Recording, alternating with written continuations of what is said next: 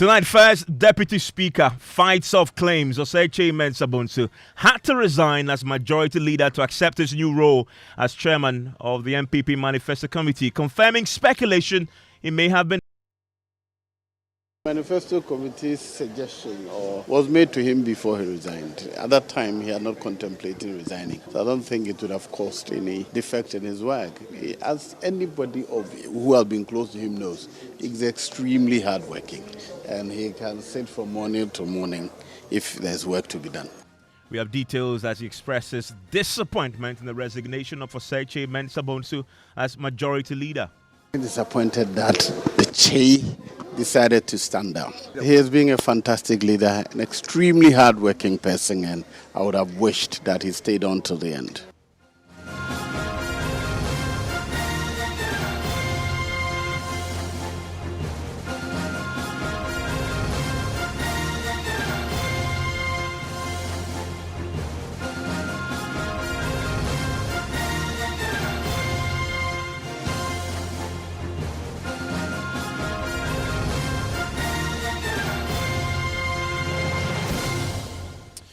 And tonight we are live in Parliament on the day the former Majority Leader, Osei Kyei-Mensah-Bonsu, went to the chamber but did not sit in the chair designated for the Majority Leader. First Deputy Speaker of Parliament, Joseph Osei, says Osei Kyei-Mensah-Bonsu did not have to resign as Majority Leader so he can serve as Chairman of the NPP's Manifesto Committee. Now, this has been offered as part of the reasons why the Swami legislator had to step aside. But earlier, some minority MPs had argued that the former Majority Leader had been pushed out. I get the sense that he was forced out.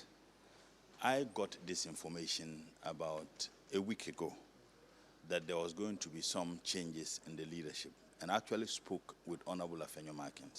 You know, myself and he is my very good friend. I asked him, is it true that you'll be made the Majority Leader? And he said he's unaware of any of such moves, and that several people have called to tell him that, but he's unaware, and there wasn't any official communication to that effect. I spoke with my kid brother, Honorable Habib, who is also the second deputy, whip, and as to whether indeed he's aware of such. He said he's unaware.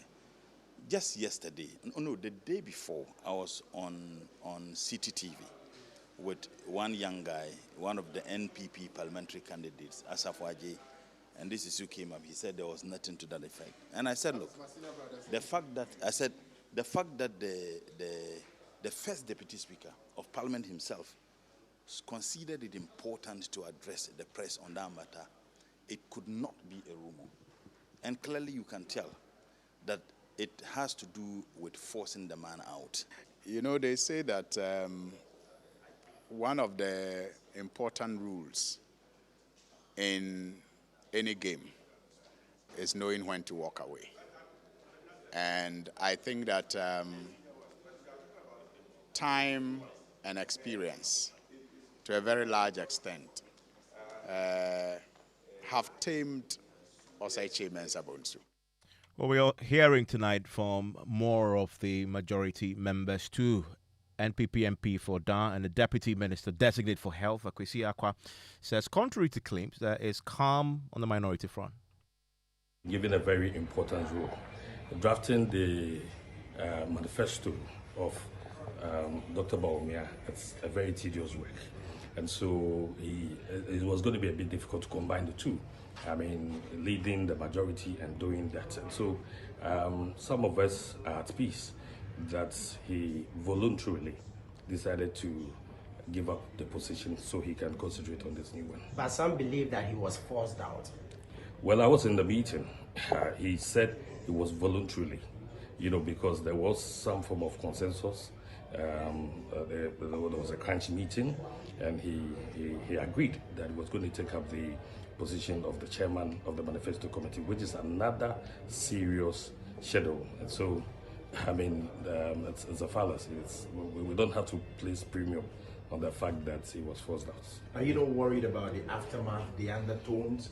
I mean, already people are reading meanings with respect to the regional caucuses and all of that, that one has more than the other? Are you worried about the aftermath? Yes, initially, these were the thinking of a lot of guys. But when we went into the meeting and he understood the fact that he was playing this critical role, I think that everybody's at peace. And that there is NPP MP for Oda and Deputy Minister Designate for Health, Osei Kyei-Mensah, talking there about what is happening within the majority tonight. A day after we learned that Osei Kyei-Mensah-Bonsu has resigned as majority leader.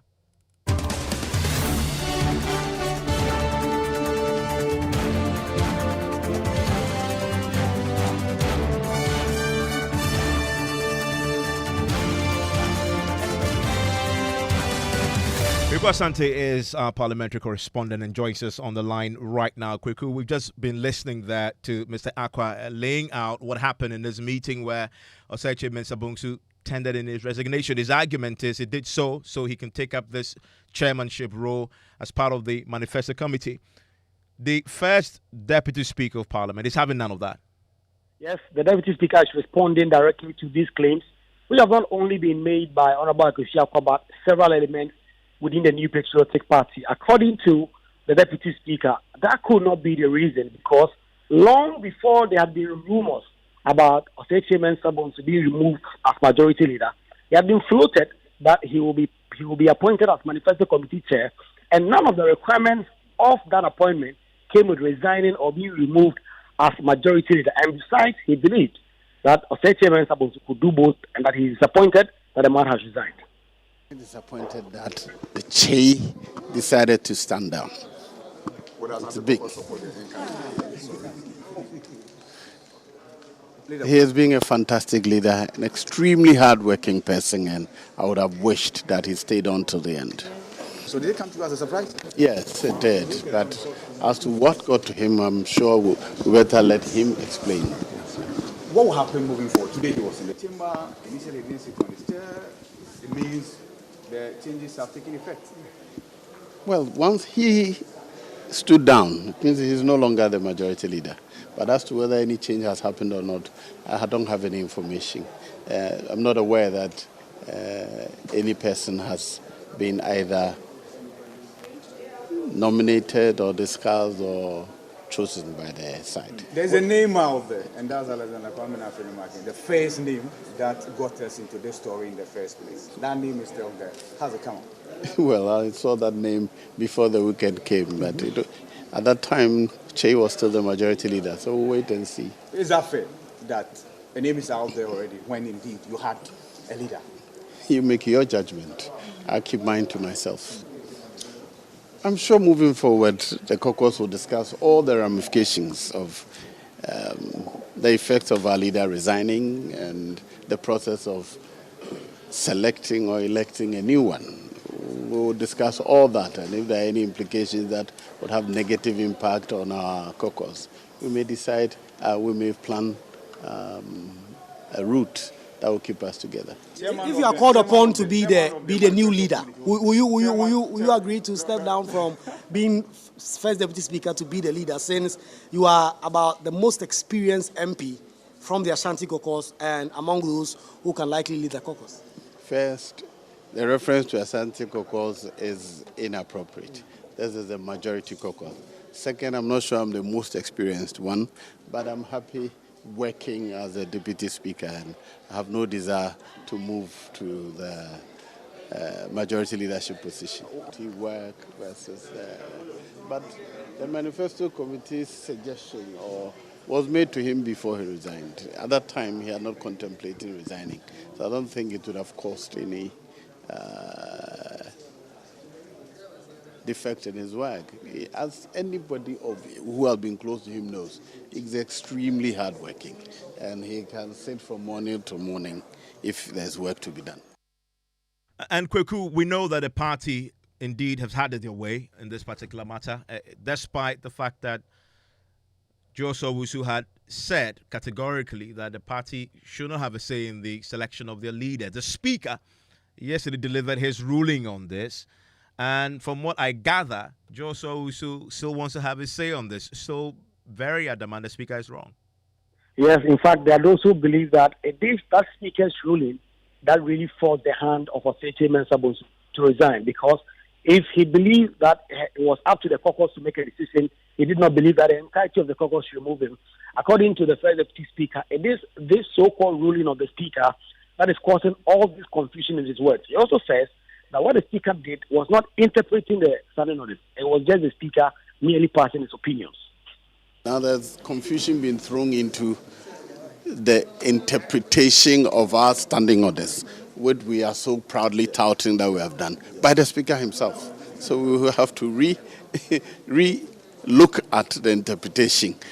Yesterday I spoke that I had an alternative interpretation.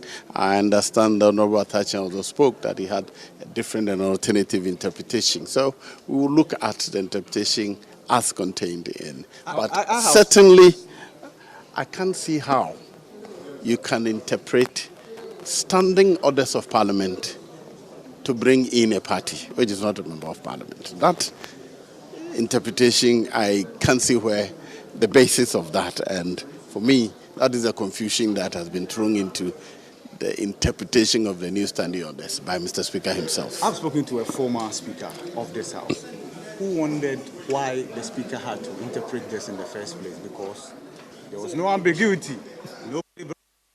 Do you have the same sense? I'm not sure you can call this an interpretation, because an interpretation comes about when there's disagreement as to the meaning of a particular clause or order.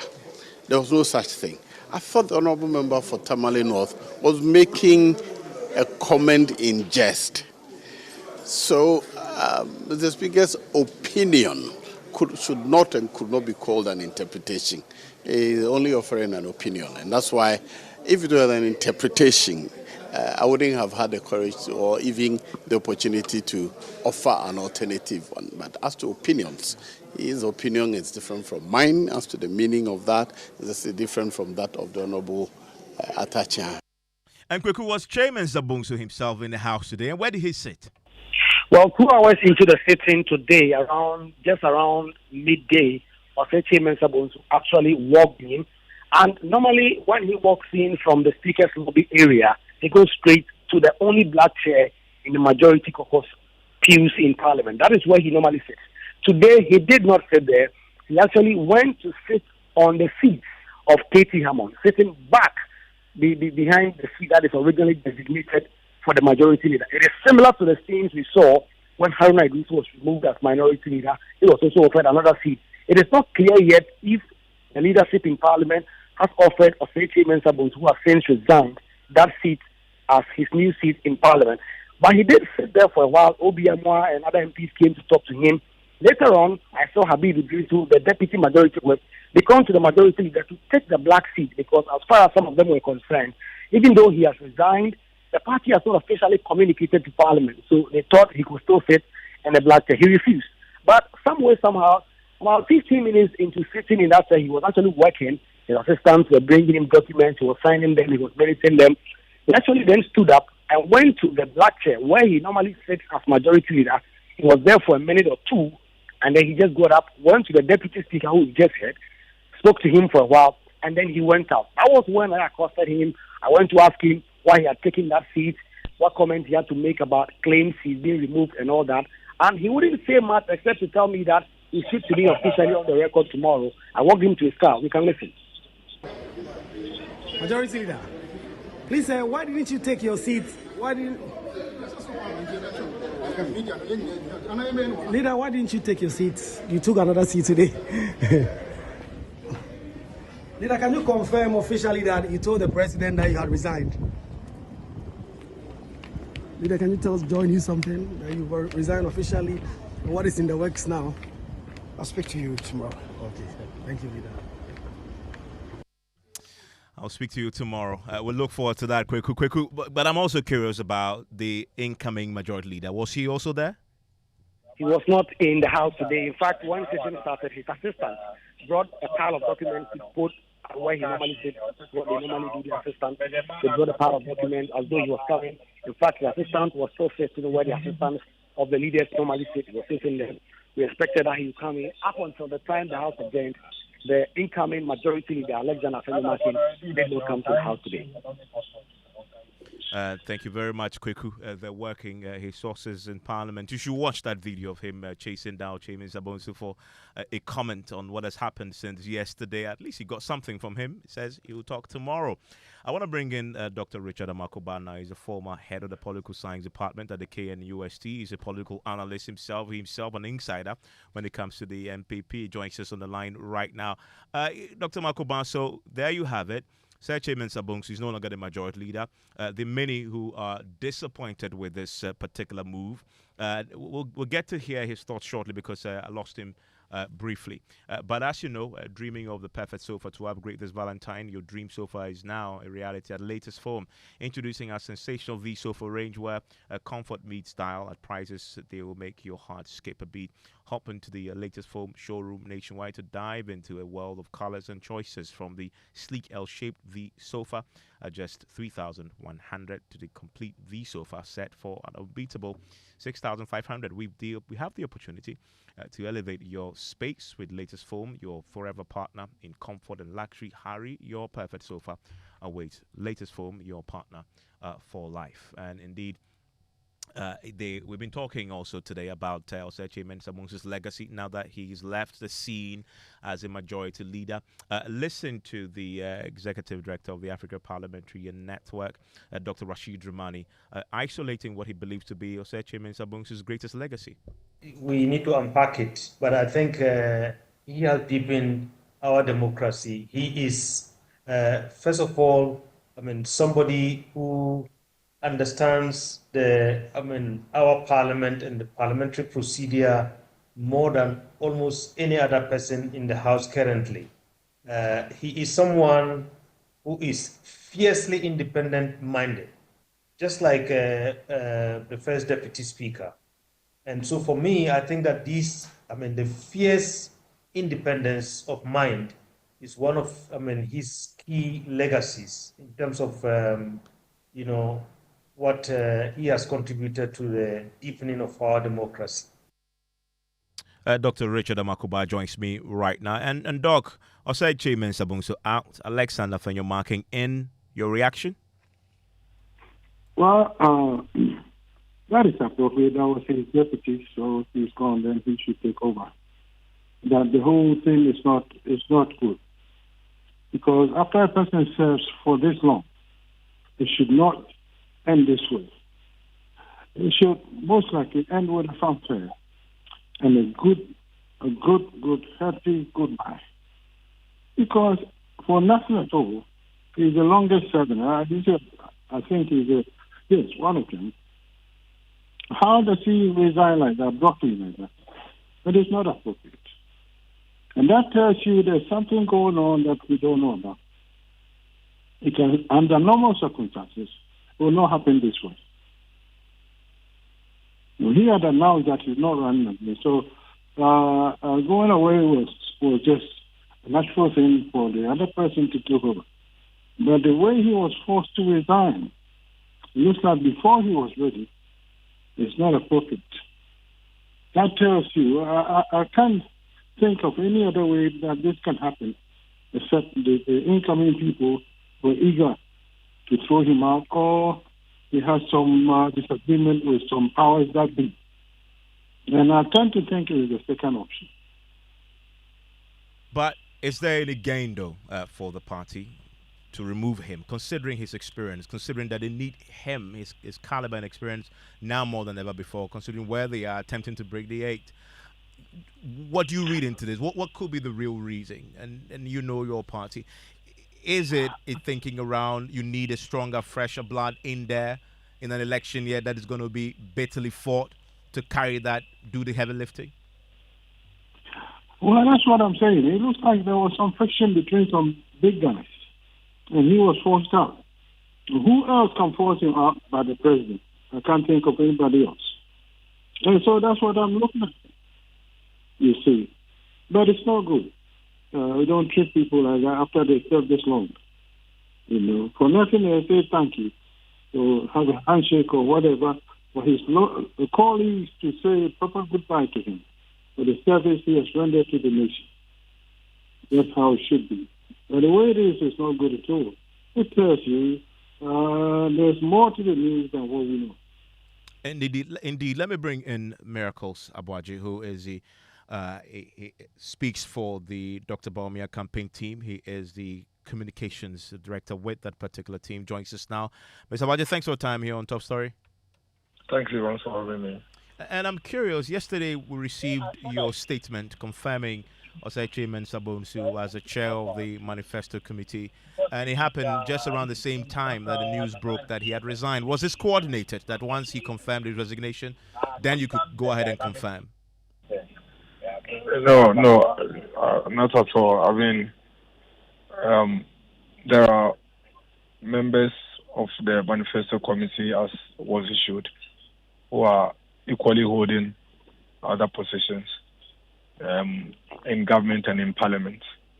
And so I don't think that is the case. I mean, the vice chairman of the committee is Amoako, who is a cabinet minister for Works and Housing, and is a member of parliament as well, and serves on so many other committees in parliament. So the happenings in parliament have no direct connection with the composition of the Manifesto Committee at all, because you could still hold whichever position you have in the executive or legislative and still play your role and support in the drafting of the manifesto. And so you're confirming that his assuming the role of chairman had nothing to do with the resignation that happened, because some have already linked it. That's why he was moved on. Well, from the flag bearer's perspective, he believes that Honorable Osei Kyei-Mensah-Bonsu has very deep knowledge and understanding of various sectors of our economy due to his long-standing years of service in Parliament and leadership in Parliament. He's seen several bills enacted into acts. He's seen several agreements. He's seen several issues across sectors pass through Parliament. And so if you are looking for that one person that will lead and have a bird's eye view of every single sector in the drafting of the manifesto, then I don't think there's any dispute about the quality of the contribution that Honorable Osei Kyei-Mensah-Bonsu brings to bear when it comes to the drafting of this 2024 manifesto. And that is purely the basis on which the flag bearer selected him to play that role and nothing else. And you talk about the flag bearer selecting him, and he's not the flag bearer. He's the leader of the party. He's obviously the candidate for NPP. What role has he played at all since this controversy erupted on the majority front? We saw the first Deputy Speaker of Parliament going public and all the tensions that erupted and the meeting that was held yesterday. Has he played any significant role in trying to resolve this and bringing this to finality now with Kyei-Mensah-Bonsu's resignation? I'm wondering what is hanging Evans that requires finality, because as it stands now, I wonder where the tension is, if there is any. I listened to the Deputy Speaker, Honorable Osei Kyei-Mensah-Bonsu, and his position earlier was very simple. He was interpreting the standing orders of Parliament on how leadership of the various caucus in Parliament can be selected, and his position was that as at that time, the caucus had not taken any decision to have any change in leadership. That I cannot believe that can be described as tension, because he was quite categorical that he heard rumors, and it wasn't emphatic that it was a matter of fact. But from his perspective, these are rumors that they are also preempting and indicating that they have not taken any such decision, or dispelling the rumor that they've taken any such decision. I don't think that amounts to tension, and I don't think there is anything right now hanging to be resolved. Now, of course, but in the House, as we know, there are people who are very loyal to Kyei-Mensah-Bonsu, who see this as, he says he's disappointed. Joseph Wusu publicly today. He says he's disappointed that this has happened. And then he dismisses this link that has been established between taking the chairmanship role and continuing in this particular position.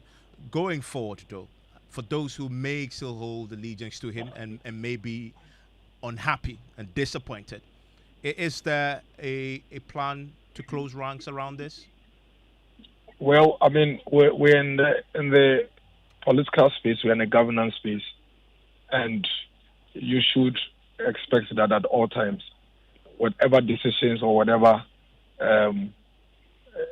positions are taken, we would have members of the group who may not necessarily agree with these positions. And I don't also believe that if somebody expresses displeasure about a decision, it means that the person is necessarily expressing his decision to not cooperate in the execution of the mandate of the group. I don't think there's anybody in the majority caucus that at this point has said or even intends to not cooperate in the caucus's execution of their mandate in the House of Parliament. I think what is most important is that we disagree, we agree based on what we believe in, and at all times we express these things, but ultimately when there is work to be done, we all come together and get the job done. And for us as a party, for us as a campaign, what is important is that the job gets done when it is done. And so far, I doubt and I do not believe that there is any single person in the majority caucus that is not ready to execute their mandate as it should. And that is enough for us as we go forward. Thank you very much. And that there is Dennis Miracle Aboagye, member Dr. Bawumia's communications team. Earlier you heard Dr. Richard Amoako, Baah, who is the former head of the political science department at the KNUST and a political analyst himself. I want to take you now to Swame. That's Osei Kyei-Mensah-Bonsu's own constituency. My colleagues at Love FM have been there talking to constituents about his decision to resign. He has been a minority leader and a majority leader for 7 years. Anything that will make NPP party break the 8, not about any individual. So I think what he has done is the interest of the party. In Ghana, everybody knows that Honorable Osei Kyei-Mensah has served well as a member of parliament, as a majority leader. The efforts that he had made at the parliament is good for him to resignate from the parliament house.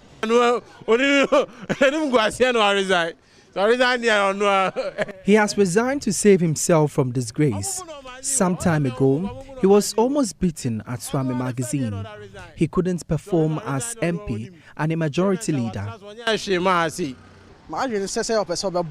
I think our MP wants to concentrate on his new role in Bawumia's campaign. It is good. He's sacrificing for the party.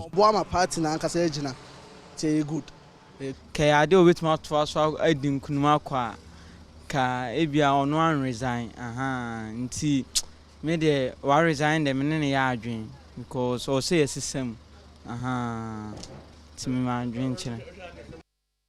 Well, do you live in the constituency too? Send me a WhatsApp 05511119997 News 19 in a minute.